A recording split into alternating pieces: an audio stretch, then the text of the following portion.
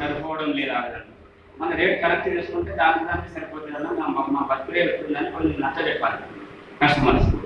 మేము ఏం చేస్తామన్నా 100 రూపాయలు మాది ఏమైతే చూడండి అని ఇప్పుడు నచ్చబెట్టి మనం ఆ రేట్ ఫాలో అవ్వాలి సరిపోకూడదు. అట్లయితే మనం బాగుపడుతుంది ముందు.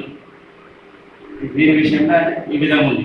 ఇంకా సభ్యులు ఎవరైతే మనము పెద్దలు నిర్ణయించిందో 100 రూపాయలు నెలకు కట్టేది, ఆ 100 రూపాయలకు 10 సార్లు తీసుకుంటున్నాం. ఆ షాప్ ఎవడో ఒక పిచ్చగాడు వచ్చినప్పుడు దాన్ని కనపడంగా అన్న పీకో ఉదాహరణ తీసుకుపోయి 2 రూపాయలు పడేస్తున్నాడు. కనీసం మన సభ్యులు వచ్చిందంటే మర్యాద కూడా ఇస్తలేడు. అరే వీడు ఎందుకు వచ్చారా వీడు అట్లా తిరుగుతున్నాక అన్నట్ల అక్కడ ఫీలింగ్ అయిపోయినాడు.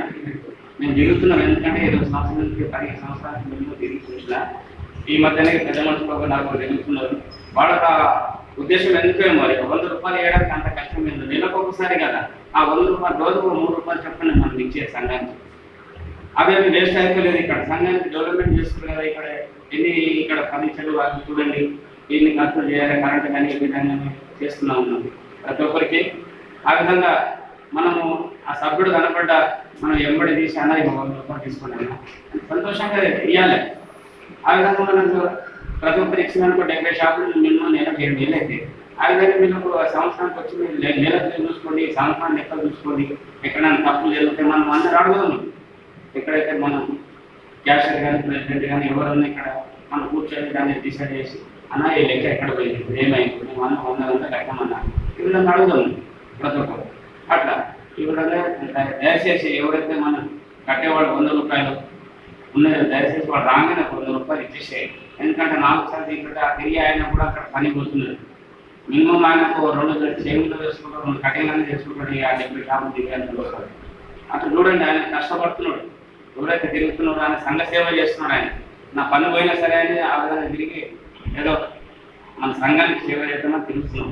కనీసం ఆయన వచ్చినప్పుడు ఇట్లే అయ్యింది. ఒకసారి ఇచ్చినందుకు సరిపోతుంది కదా. 4 సార్లు తిరిగి పెట్టాలి కానీ 4 సార్లు ఎంత కష్టమవుతుంది చూడండి. ఆ విధంగా సంఘంకి కూడా కొంత డబ్బు ఇస్తున్నాం అక్కడ పెట్రోల్ ఖర్చు కానీ అదే అక్కడ కూడా సంఘానికి కూడా మనం అలా లాస్ అవుతుంది. ఇట్లా రేట్ ఇట్లా సంఘానికి ఈ విధంగా ఒక 100 రూపాయలు కట్టండి. ఏమవుతున్నాయా మనం చాలా అయితే గిఫ్ట్ చేసే 50 రూపాయలు పెట్టినా రోజుకు 50 అడగలేము కదా. నెలకు 100 చూడండి. ఇది ఏమన్నా నష్టం ఉంటే మీరు అడగండి. అన్న 100 ఇచ్చి మేము నష్టపోతున్నాం అనండి. సంఘానికి మేము మీరు ఏం చేస్తున్నారని అడగండి.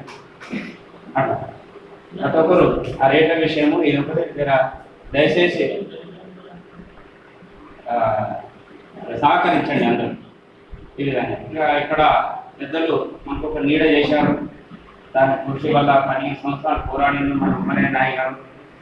ఆయన పదవి లేకుండా పోరాడి విధంగా నీడ చేసిన మన కంపౌండ్ వాళ్ళ గురించి కూడా ప్రయత్నం జరిగింది. ఆ ప్రయత్నం మీదనే 2 సార్లు ఎమ్మెల్యే దగ్గరికి మండల ఆఫీస్కు అక్కడ మున్సిపల్ ఆఫీస్ కూడా జరిగినాము. దాంట్లో కూడా చేస్తామన్నారు.